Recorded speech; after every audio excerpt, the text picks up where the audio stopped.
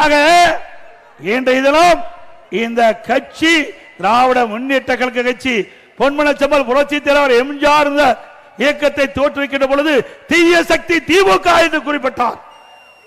அன்றிலிருந்து இன்று வரை அனைத்து இந்திய அண்ணா திராவிட முன்னேற்ற கழகம் தீய சக்தி திமுகவை வீழ்த்துவதற்கு எவ்வளவோ அவதாரம் எடுத்து வீழ்த்தி வந்த கட்சி அண்ணா திமுக கட்சி. புதுசு புதுசா வர்றாங்க, ஏதோ பேசுறாங்க. அண்ணா திமுக தான் எதிரிகளை வீழ்த்தக்கூடிய பலம் வாய்ந்த கட்சி. எங்களுடைய அனைத்து இந்திய அண்ணா திராவிட முன்னேற்ற கழகம் 31 ஆண்டு காலம் தமிழகத்தில் ஆட்சி செய்த கட்சி. அந்த 31 ஆண்டு காலம் ஆட்சி செய்த காலத்தினால்தான் தமிழகத்தில் எண்ணற்ற திட்டங்கள் கொண்டு வந்து கிராமத்திலிருந்து நகரம் வரை தமிழகம் வளர்ந்து இன்றைக்கு இந்தியாவில் ஒரு முதன்மை மாநிலமாக வருவதற்கு அடித்தளம் விட்ட கட்சி அதிமுக கட்சி, அதிமுக அரசாங்கம். அதே போல அதிமுக பொன்விழா கண்ட கட்சி.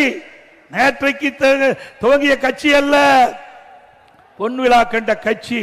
அப்படி அனைத்து இந்திய அண்ணா திராவிட முன்னேற்ற கழகம் இந்த நாட்டு மக்களுக்காக நன்மை செய்வதற்காக தோற்றுவிக்கப்பட்ட கட்சி.